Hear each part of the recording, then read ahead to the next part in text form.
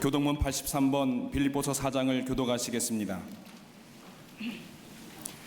주 안에서 항상 기뻐하라. 내가 다시 말하노니 기뻐하라.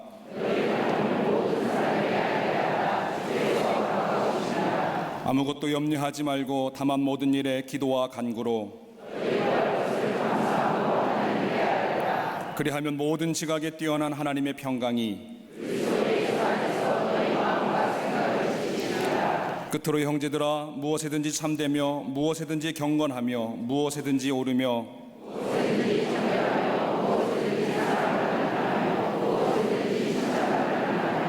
무슨 덕이 있든지 무슨 기림이 있든지 이것들을 생각하라. 그리하면 평강의 하나님이 너희와 함께 계시리라. 아멘.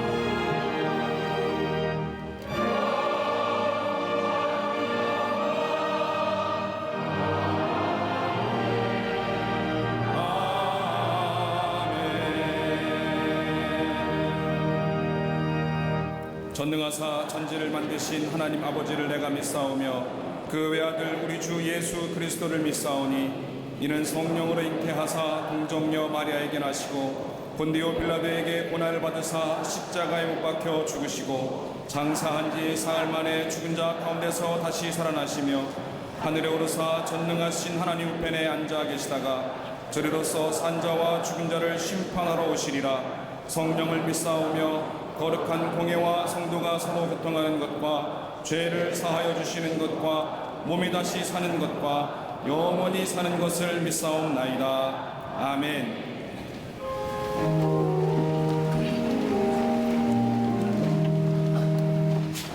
지난 5월을 크신 사랑으로 살게 하시고 호렙산에 응답이 있는 6월의 첫 주일에도 아버지 전에 나오게 하시니 감사합니다. 변함없는 믿음의 자리를 지키며 살아계신 하나님을 예배할 때 영과 진리로 예배하게 하여 주옵소서. 하늘문을 여시고 부으시는 하늘의 기쁨을 누리게 하시어 허락하신 새 달에도 주께 예배함이 삶의 가장 큰 기쁨이 되게 해 주옵소서. 우리의 연약함을 돌보시는 아버지 하나님, 우리의 연약함을 긍휼히 여기시고 믿음 없음을 용서하여 주옵소서. 성령의 기름을 부으사 하나님 은혜 앞에 부끄럼 없이 설 수 있도록 새롭게 하여 주옵소서. 날마다 새롭게 하심을 입어 주님이 기뻐하시는 성품과 사람으로 온전히 변화되어 맡겨주신 사명을 감당할 수 있는 크신 능력을 덧입게 하여 주옵소서. 여호와 샬롬의 하나님, 지구촌 곳곳에서 벌어지고 있는 전쟁과 테러, 그리고 국가와 민족 간의 유무형의 반목과 대립으로 인한 아픔과 고통, 갈등이 속히 종식되게 해 주옵소서. 이 모든 상처가 참 생명과 평강을 주시는 십자가 앞에서 다 치유되게 하여 주옵소서. 이 나라 대한민국을 사랑하시는 아버지 하나님, 급변하는 국내외 정세 가운데서 하나님의 긍휼을 경험하게 하여 주옵소서. 대한민국의 미래가 하나님의 주권적인 역사하심 가운데에 이끌리게 해 주옵소서. 이 땅에 무너진 제단이 다시 세워져 진리의 말씀으로 새롭게 되는 역사가 이 땅 구석구석에서 일어나게 하여 주옵소서. 허탄한 이단의 권세가 무너지게 하시고 하나님의 창조의 법칙을 깨닫지 못하는 사상이 뿌리내리지 않게 하여 주옵소서. 대통령과 위정자들에게 올바른 판단력과 지도력을 허락하시어 국정을 운영하게 하시고 사분온열된 이 나라의 모든 분야마다 하나됨의 회복이 가득하게 하여 주옵소서.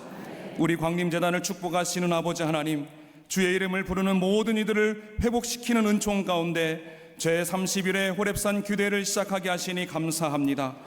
여호와 라파의 치유와 여호와 샬롬의 평강을 경험케 하시고 여호와 이레의 예비하심으로 여호와 니시 승리의 깃발을 높이 드는 호렙산 기도회가 되게 하여 주옵소서. 어머니 복중에 있는 생명에서부터 자녀들 그리고 부모와 노년에 이르기까지 온 성도가 함께 기도하며 하나님께 나아갈 때 믿음의 역사와 하늘의 은총이 대를 이어 흘러가게 하여 주옵소서.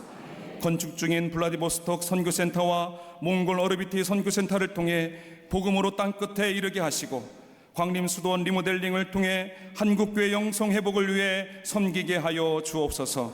한국교회의 선각자로 세우신 감독님의 신원을 강건케 하여 주시고 몸소 보이신 신앙의 본이 영적인 가르침이 되게 하여 주옵소서. 선한 목자로 세우신 담임 목사님께 날마다 말씀과 기도의 능력을 더하여 주시니 감사합니다.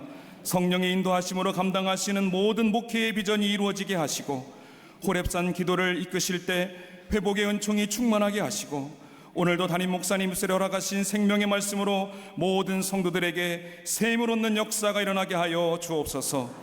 동서남북에 허락하신 광림의 지성전과 해외 선교지들 방송으로 예배하는 세계의 모든 성도들에게도 하늘의 축복을 누리게 하여 주옵소서. 기쁨의 찬양으로 영광 돌리는 갈릴리 성거대와 오케스트라의 찬양을 받아 주옵소서. 예배와 주의 전을 위해 헌신하는 복된 손길들 기억하시고 하늘의 복을 누리게 하여 주시옵소서. 이 모든 말씀 우리의 간구를 들으시는 예수 그리스도 이름으로 기도하옵나이다. 아멘.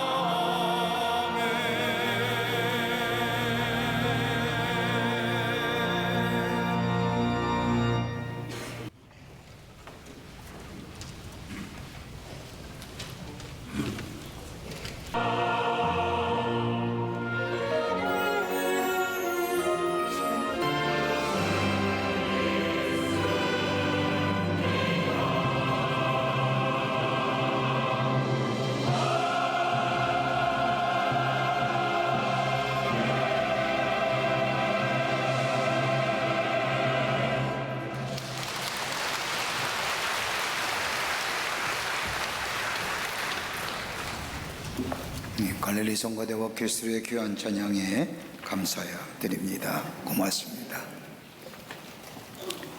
예수님의 공생의 사역을 보면 치유의 사역이 약 한 3분의 1가량 나옵니다.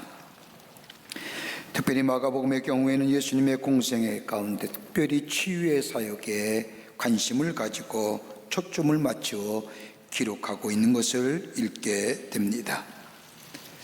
안센병 환자, 지금은 문둥병 환자를 고쳐주셨습니다.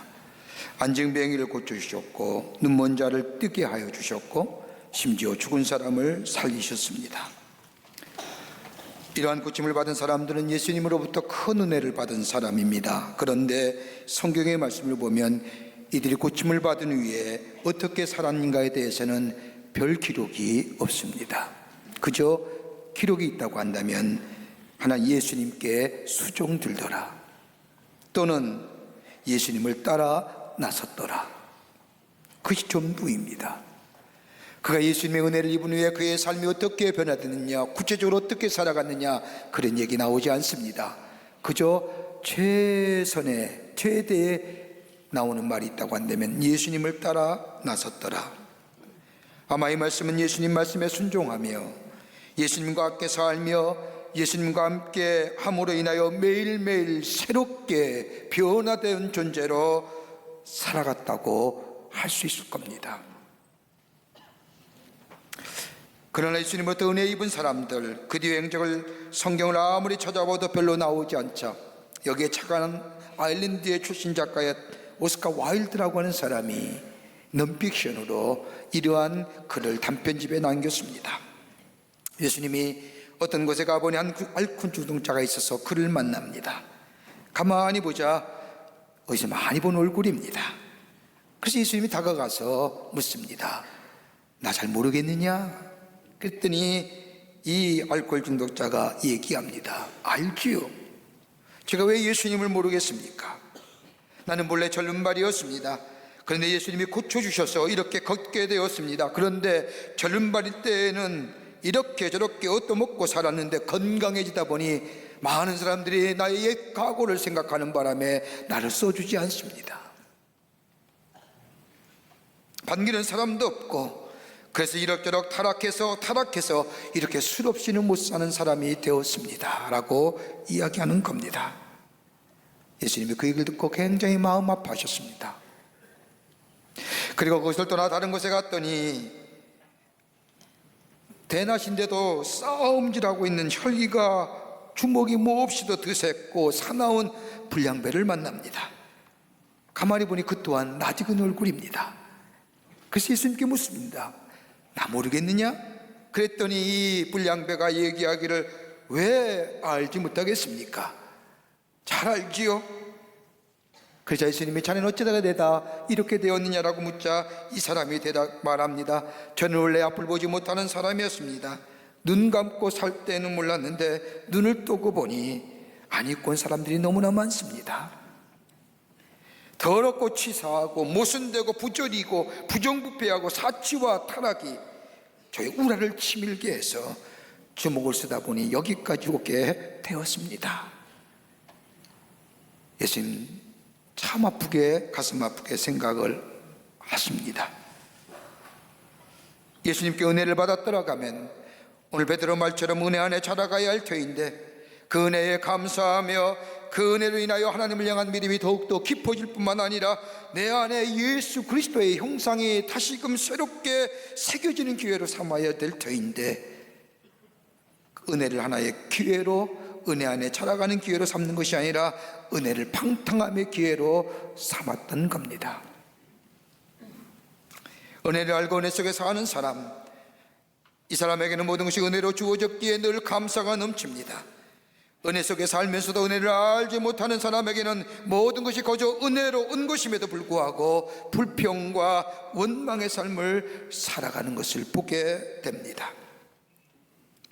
하버드 대학의 생물학자인 에드워드 윌슨 교수가 개미를 연구하는 생물학자인데 개미를 연구하면서 기가 막힌 일을 발견했습니다.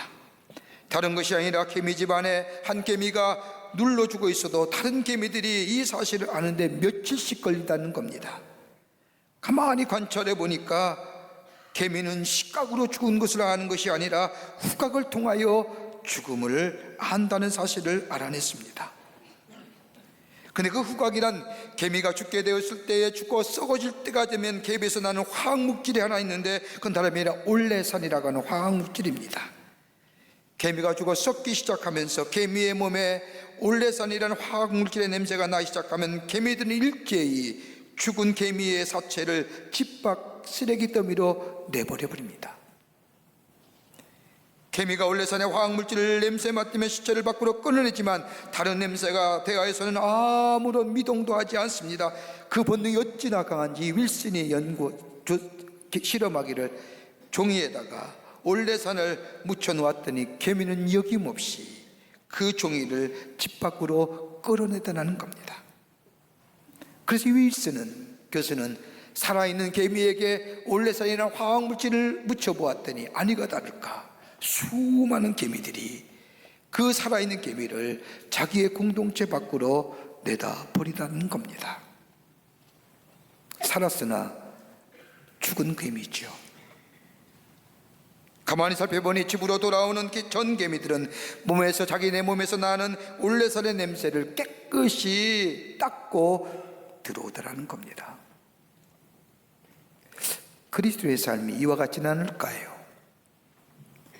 로마인서 6장 11절과 12절의 말씀을 보면 너희 자신을 죄에 대하여 죽은 자요 그리스도 예수 안에서는 하나님께 대하여는 살아있는 자로 여길지어다. 그러므로 너희는 죄가 너희의 죽을 몸을 지배하지 못하게 하여 몸의 사욕에 순종하지 말고, 다른 말로 말하면 하나님의 은혜가 우리 안에 있으니 더 이상 그 은혜 안에 살아가는 자 되고 더 이상 몸의 사욕을 쫓아가는 자 되지 말라는 겁니다.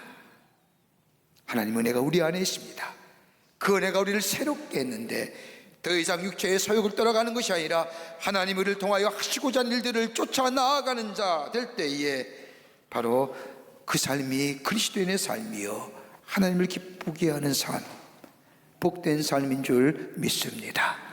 어떻게 우리 안에 은혜가 은혜되게 하며 은혜 안에 거하여 우리에게 새로운 생명의 역사를 누리며 사는 하나님의 백성의 삶으로 살아갈 수 있을까요? 오늘 바울은 우리에게 이 말씀을 통하여 영적인 도전과 교훈을 주십니다. 그 첫 번째가 내가 누구인지를 바르게 인식할 때에 은혜가 임하게 됩니다. 내가 누구인지요. 오늘 본문의 말씀을 가만히 보십시오. 6장 2절 말씀을 보면 내가 은혜를 베풀 때 너에게 듣고 구원의 날에 너를 도왔다라고 말씀합니다. 하나님이 내게 베푸신 은혜를 깨닫게 될 때에 그 은혜가 내게 은혜로 다가온다는 겁니다. 그러나 은혜를 깨닫지 못하면 아무리 은혜가 있어도 은혜가 되지 못합니다. 여러분, 우리가 철학적인 사고방식에서 인식론이라는 게 있습니다. 인식론에 있어서의 감정을 앞세우시죠. 생각이 전에 감정이 있다고 말합니다. 그런데 우리 일상에서 가만히 보면 생각은 있는데 감정이 없는 경우가 얼마나 많습니까? 생각이 없는 감정은 감정이 아니지요. 감정만 뚝 떨어져서 얘기할 수 있는 게 아닙니다. 생각에는 언제나 감정이 동반합니다. 지식도 감정이 동반합니다. 여러분 가만히 보십시오. 뱀, 참 무섭죠. 징그럽지요. 뱀에 대한 지식을 다 알고 있습니다. 뱀 맞으면 안 된다, 쏘이면 죽는다. 그러기에 뱀을 보면 뭐예요? 두려움 생기잖아요. 지식이 감정을 동반해야만이 바른 지식이지요. 사자도 마찬가지입니까? 얼마나 멋있습니까? 깃털난 수사자 얼마나 멋있습니까? 근데 가까이 가면 죽어요. 사자는 무섭다는 것, 사자에게 물리면 죽는다는 것 알지요. 인식입니다. 그러기에 사자 앞에 서면 두렵고 떨리는 거지요. 감정이 동반해야만이 그 지식이 바른 지식입니다. 은혜도 마찬가지입니다. 은혜를 알게 되면, 은혜를 아는 지식이 있으면 은혜가 은혜로 우리에게 다가오게 됩니다. 그 안에 감사가 있고 기쁨이 있고 감정이 따라올 때 그 은혜가 우리 안에 은혜로 자리 잡는 겁니다. 여러분 알아요? 토레이라고 하는 목사님에게 한 여인이 찾아와서 상담합니다. 목사님, 저는 예수님을 화끈하게 믿고 싶고 열심으로 믿고 싶은데 잘 되질 않습니다. 부흥회도 참석해 보았습니다. 목사님 인도하시는 부흥회도 여러 번 따라다니면서 열심히 예수를 믿고 싶어서 은혜를 받고 싶어서 따라다녔는데 영 은혜가 오질 않습니다. 교회 생활도 열심히 합니다. 그런데 은혜가 없습니다. 어떻게 하면 될까요? 묻자 이 토레이 목사님이 여인에게 말합니다. 기도하시지요. 기도할 때 뭐라고 기도하십니까? 기도 제목이 많지요. 가족을 위해서 기도하고 남편을 위해서 기도하고 자녀를 위해서 기도하고 이런저런 여러 가지의 기도 제목을 가지고 하나님 앞에 기도합니다. 이렇게 말하자 이 토레이 목사님이 여인에게 얘기합니다. 자매님이 기도하시는 것 하나님이 다 들으실 터인데 다 내려놓고 한 가지만 기도하십시오. 무엇인데요? 하나님, 내가 누구인지를 알게 해 주십시오. 하나님, 나 자신을 알게 해 주십시오. 나 자신을 바르고 똑바르고 정직하게 알게 해 주십시오라고 기도하십시오. 정말로 착한 이 자매는, 이 여인은 목사님이 시키는 대로 기도할 때마다 하나님, 나를 알게 해 주십시오. 내가 누구인지, 내가 어떤 사람인지, 이렇게 기도하기를 얼마 지난 뒤에 하나님이 그 여인의 기도에 응답해 주시는데, 하나님의 거룩한 영광 속에서 그녀의 모습이 나타나는 겁니다. 얼마나 추하고 더러운지 머리끝부터 저 발끝까지 성한 것이 없습니다. 시기와 질투와 목욕과 물욕과 거짓, 도무지 창피스러워서 고개를 들 수 없습니다. 얼마나 울었는지요. 집에 와서 남편의 얼굴을 제대로 바라볼 수 없습니다. 아이들의 얼굴도 정면으로 대할 수가 없습니다. 너무나 부끄럽고 창피해서 고개가 들 수가 없습니다. 또다시 목사님에게 이 여인이 찾아왔습니다. 목사님, 이제는 너무나 창피해서 살 수가 없습니다. 어떻게 하면 좋을까요? 라자 이 토레이 목사님께서 이 여인에게 말합니다. 다음 기도를 하나님께 드리십시오. 뭔데요? 십자가를 알게 해 주십시오. 십자가의 은혜를 알게 해 주십시오라고 기도하십시오. 이 여인은 목사님의 말씀대로 그대로 기도할 때마다 하나님 십자가의 은혜를 알게 해주세요, 십자가의 은혜를 알게 해주세요라고 기도합니다. 이렇게 기도한 지 얼마가 지난지 하나님께서 이 여인에게 십자가를 보여주시는데, 내 죄를 위하여 피 흘려 돌아가신 예수님, 머리에 가시멜고 쓰고 홍포를 입으시며 그 십자가에 못 박혀 피아물을 다 쏟으신 그 예수님, 그 예수님을 보여주십니다. 그때 이 여인의 마음속에 저 예수님, 내가 대신 나 대신 죽으신 예수님, 내 마음속에 있는 이 시기, 질투, 죄악, 명예, 거치장스러운 사치들, 더럽고 추한 것을 위해 나 대신 돌아가신 저 예수님, 내가 얼마나 죄 많은 사람인가, 동시에 십자가를 보게 될 때 내가 얼마나 하나님 앞에 소중한 존재인지. 그런데 예수님이 그녀에게 묻습니다. 내가 날 사랑하느냐? 내가 날 사랑하느냐? 이것을 깨닫는 순간 얼마나 이 그녀의 마음속에 기쁨이 오는지요. 주님 사랑합니다. 은혜를 깨닫게 되면 비로소 은혜의 사람이 됩니다. 은혜가 되려면 다른 것이 아니라 그 은혜가 얼마나 귀하고 소중한지를 깨닫게 될 때에 은혜 안에 거하게 됩니다. 은혜가 은혜로 내게 다가올 때에 내 삶 속에 감사와 감격이 넘쳐납니다. 원망이 사라지고요, 불평이 사라집니다. 누구 비방할 것이 없습니다. 섭섭하고 우울한 감정 다 사라집니다. 오직 내 안에 기쁨과 감사와 감격만이 있습니다. 더 나아가 겸손한 자 됩니다. 내 의가 사라지는 겁니다. 은혜를 알게 될 때 내 자신의 의로움이 사라지고 내게 나 된 것은 하나님의 은혜라고 고백할 뿐만 아니라 내 공로도, 내 노력도, 내 지혜도, 나라는 존재가 완전히 사라지고 맙니다. 이럴 때에 우리 안에 은혜가 은혜로 다가와 내 삶을 새롭게 변화시키고 새로운 창조의 역사로 나아가는 하나님의 사람으로 새롭게 세움받는 역사가 있게 될 줄 믿습니다. 은혜 받는 첫 번째 비결, 내가 누구인지를 아는 겁니다. 둘째로, 은혜는 나를 새롭게 하는 겁니다. 은혜는 나를 새롭게 합니다. 여러분, 은혜 받는 보답은 기쁨입니다. 은혜가 내 안에 있으면 기쁨과 감사와 감격 속에 내 삶이 달라집니다. 찬송을 부르다가 은혜가 임하면 기쁨이 넘칩니다. 여러분, 성가대 보십시오. 오늘 귀한 찬송했는데 은혜 많이 받았습니다. 근데 매일 이렇게 좋은 찬송, 은혜 받는 찬송만 하는 거 아니지요. 때로는 죽도 쓰시지 않습니까? 다 합니다, 우리들.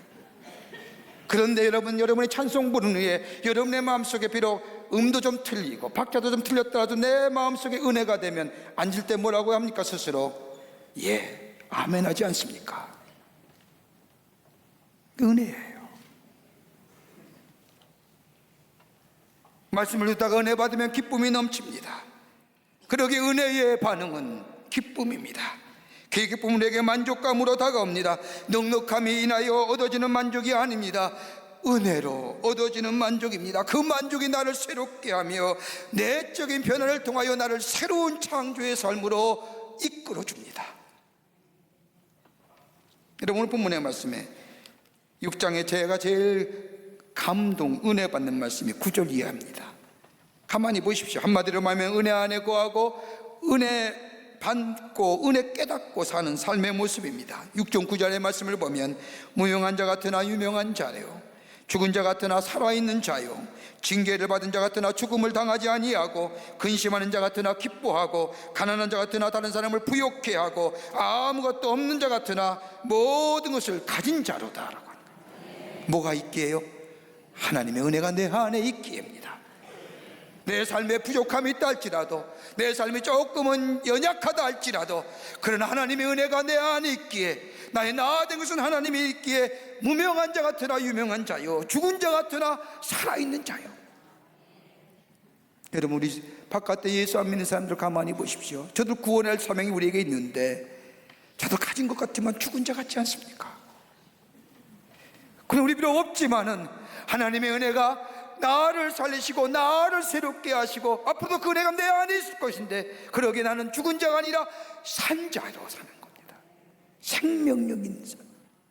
징계를 받았으나 죽임을 당하지 않는 것은 하나님의 은혜가, 십자가의 은혜가 내가 있었기에, 근심하는 자 같으나 기뻐할 수 있는 것은 그 하나님의 은혜가 내 안에 있기에, 그 은혜를 통하여 나를 새롭게 하시는 은총이 있어지기에, 내 근심이 내 마음속에 사라지는 역사가 있기에 내 안에 기쁨이 있는 겁니다.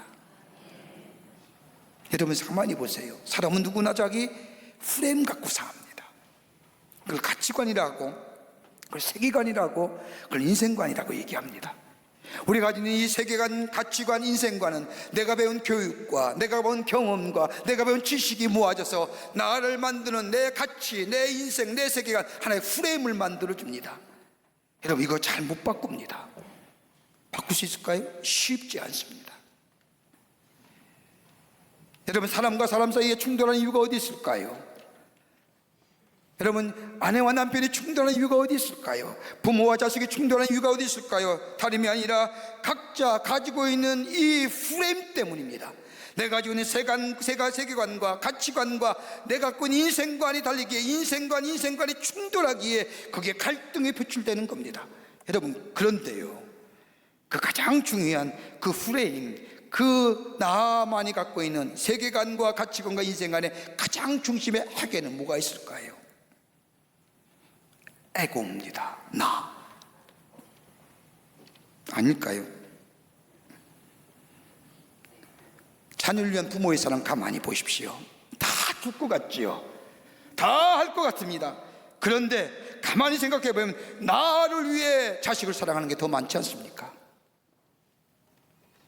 그러기에 프레임이 충돌된다는 것은 내 이기와 이기적인 거와 상대방의 이기적이 충돌된 겁니다. 거기에 갈등이 있는 겁니다. 어떻게 해결해요? 해결할 바이 없는 겁니다. 그런데 하나님의 은혜가 내 안에 있으면 나를 새롭게 하지 않습니까? 무명한 자 같으나 유명한 자요, 없는 자 같으나 있는 자라. 그러기에 은혜가 내게 있으면 내 생각이, 내 가치관이, 내 얼굴이, 내 마음이 달라지지요. 겸손한 사람으로 만들어줍니다. 은혜 안에서 자비와 양성과 충성과 긍휼의 사람으로 나를 새롭게 해 주십니다. 그러기에 은혜 안에 계시면 나의 삶이 새롭게 되어지는데 매일매일 변화의 삶을 경험하게 됩니다. 얼마나 변해달라고 노력합니까? 옷도 바꿔보고 헤어스타일도 바꿔보며 내 삶의 변화를 끊임없이 추구하지만 그 변화는 오래가지 않습니다. 그러나 하나님의 은혜가 내 안에 있으면 그 은혜가 나를 새롭게 하는 생각이 달라지지 않습니까?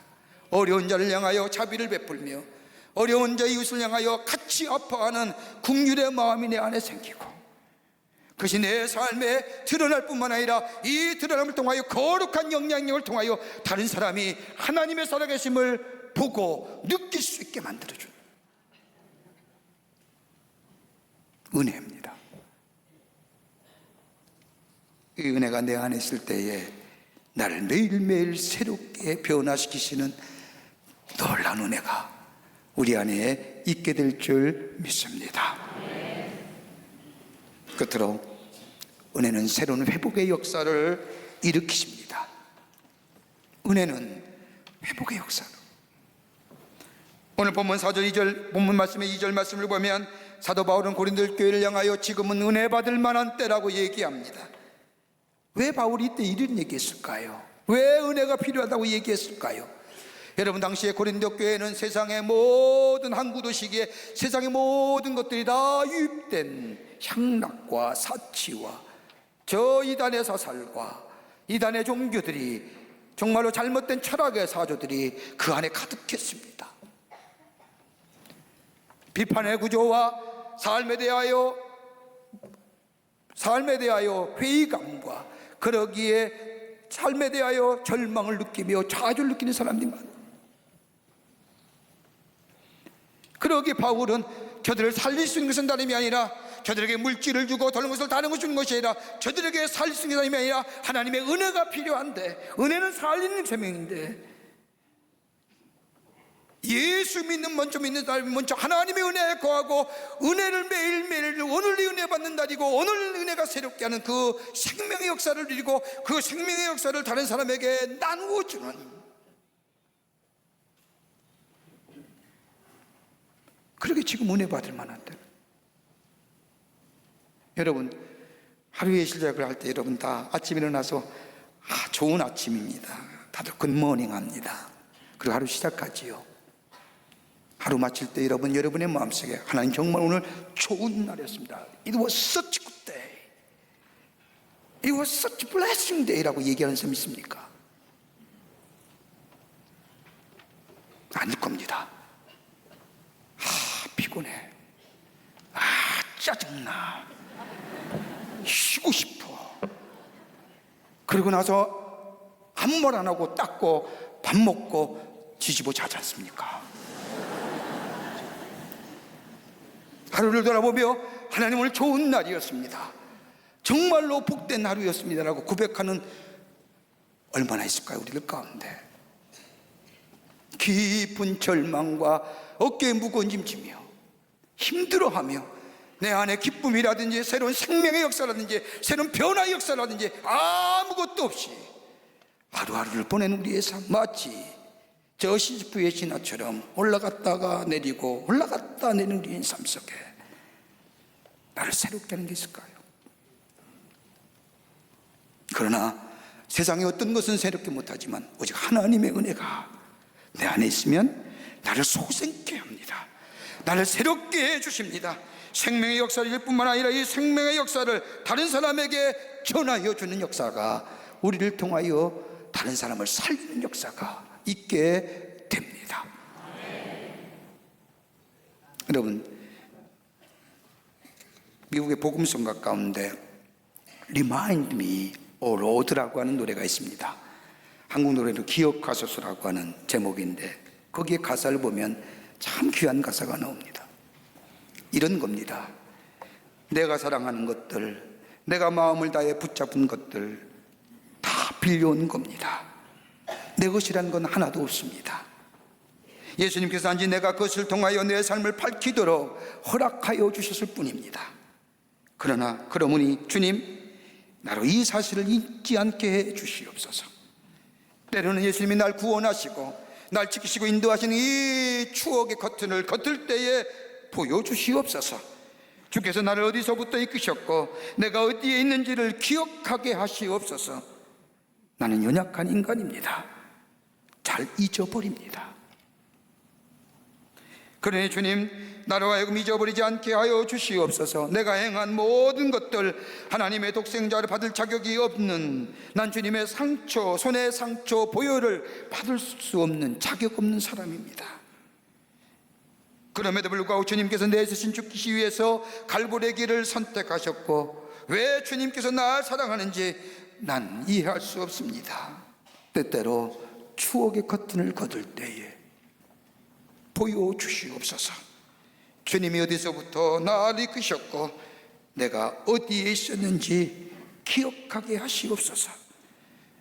나는 인간입니다. 연약한 인간이기에 잘 잊어버립니다. Remind me, O Lord. 잘 잊어버립니다. 하나님의 내가 얼마나 큰지, 하나님의 내가 얼마나 소중한지 우린 잘 잊어버립니다. 왜요? 연약한 인간입니다. 프랑스 지성인 시몬 베유는 얘기하기를 우주에게는 커다란 두 개의 힘이 있는데 하나는 중력이요 하나는 은혜라는 겁니다. 중력이란 물체는 그 자체 속으로 우주를 점점점 흡수함으로 계속 몸집을 불러오기 위해 다른 물체를 끌어당깁니다. 아마도 인간의 내부와 똑같은 힘이 작용합니다. 인간은 외연적으로 확장하고 싶고 넓히고 싶은 마음, 마치 중력과 같은 겁니다. 다 끌어들이고 싶지요. 그렇죠? 다 내 것 삼고 싶지요. 근데 은혜는 예외라는 겁니다. 은혜는 끌어당기는 것이 아니라 다른 것을 향하여 포용합니다. 끌어당기는 것이 아니라 나눕니다. 베풉니다. 내가 중심이 아니라 다른 사람이 중심이 됩니다. 이게 은혜입니다. 그러기에 은혜를 알게 될 때 나를 새롭게 만들어줍니다. 그리고 이 은혜를 다른 사람과 나눌 때에 은혜가 증폭되어 갑니다. 증폭되어질 때에 거기에 나와 똑같이 새롭게 하는 생명의 역사가 저들에게 전달되고, 저들에게 전달될 뿐만 아니라 그 연결됨이 생명 창조의 역사가 일어납니다. 그렇기에 지금 은혜 받을 만한 때라는 겁니다. 지금 은혜 받아야 됩니다. 은혜 안에 거하는 자 되어야 됩니다. 사랑하는 성도 여러분, 내일부터 호렙산 기도가 시작이 됩니다. 하나님 우리에게 귀한 은혜의 자리 배설해 주셨습니다. 나라 위해서, 내 가정을 위해서, 교회 공동체를 위해서, 더 나아가 우리의 자녀를 위해서 은혜 깨닫고 은혜의 자리에 서서 은혜 안에서 기도하게 될 때에 우리에게는 새로운 창조와 회복은 창조잖아요. 회복은 생명의 역사잖아요.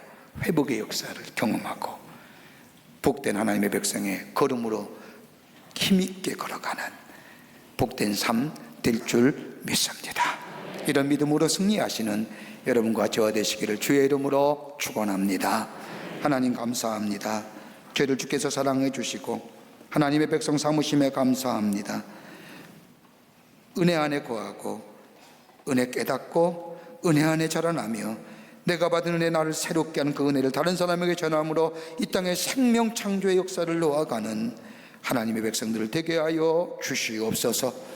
성령이 도우시고 인도해 주실 줄 믿으며 예수님의 이름으로 기도하옵나이다. 아멘.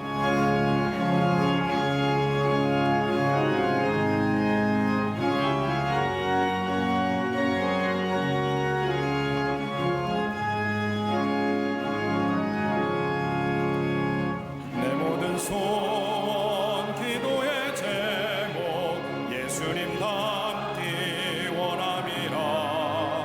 예수님 형상 나 입기 위해 세상에 보았기잖네. 예수님 닮기 내가 원하네. 날 구원하신 예수님을 내 맘속에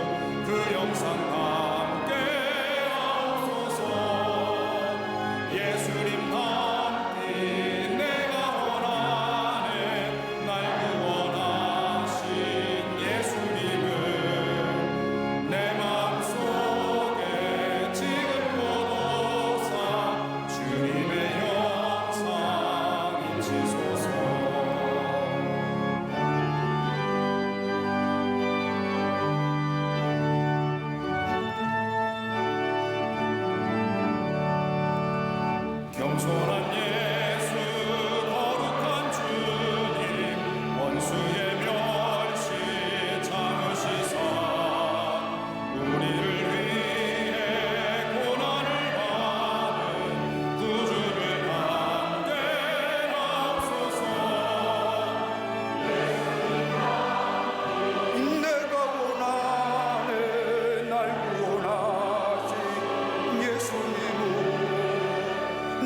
마음속에 죽은 고도사 주님의 영상 인치소서.